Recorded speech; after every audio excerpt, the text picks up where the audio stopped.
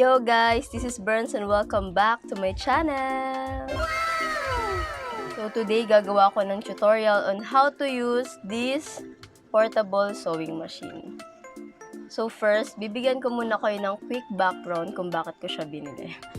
Meron akong dalawang reason. First, recently meron kasi akong clothing business.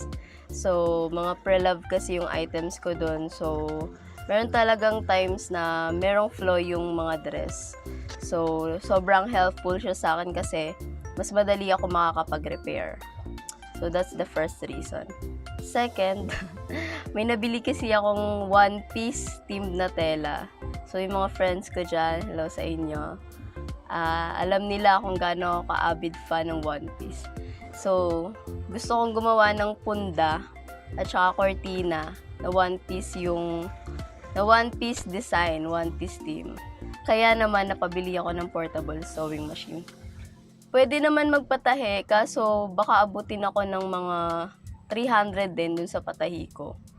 So since nakakita ko ng murang portable sewing machine, bumili na lang ako. So this portable sewing machine is nabili ko ng 295 sa Shopee. Yeah, sa Shopee. At free shipping yun. Yun lang. So, magpo-proceed na ako doon sa aking tutorial. So, let's go!